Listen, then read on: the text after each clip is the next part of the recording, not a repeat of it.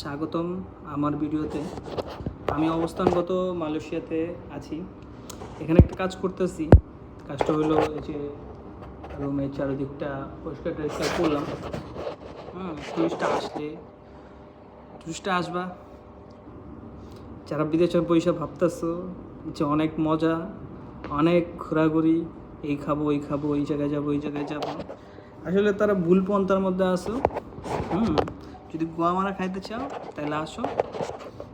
হ্যাঁ, চারিদিকে গোয়ামারার অভাব নেই। টুরিস্টরা আইসা রাস্তায় বের হইতে পারবে না, এটা করতে পারবে না, ওটা করতে পারবে না, সেটা করতে পারবে না, অনেক ঝামেলা।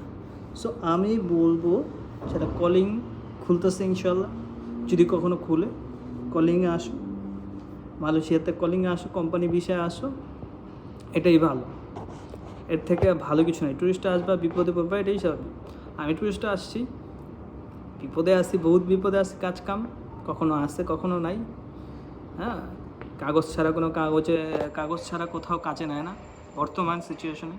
যারা ভাবতেছো যে ঘোরার উদ্দেশ্যে এসে থেকে যাবা, হ্যাঁ, আমি তাদেরকে ভাই হিসেবে বলতেছি যে কখনো আইসো না। আইসা থাইকা যাওয়ার চিন্তা ভাবনা করো না। যদি কেউ থাকে আপন কেউ ভিন্ন কথা, যদি থাকে, না থাকলে আসার কোনো প্রয়োজন নাই যে না এই মামু আছে, এই খালদো ভাই আছে, এই আছে সে আছে, বক্কচক্কর এগুলা আসলে পরিবারের থাকলেও সহজে কাজে আসবে না। বিদেশ মানে এক একজনে যে যার মতো কাজ করে, যে যার মতো। এখানে বাপ আলাদা খায়, ভাই আলাদা খায়, সবাই আলাদা খায়।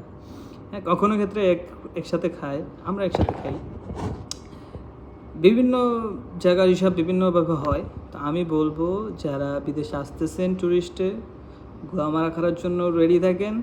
আপনার জন্য গোয়ামারা আছে, শীঘ্রই খাবেন, ধরা পড়লে যাবেন নাই। সো বাই দ্য ওয়ে, ট্যুরিস্টে আইসেন না, গোয়ামারা খায়েন না। হ্যাঁ, আসতে চান তাহলে ওইটাই খাবেন।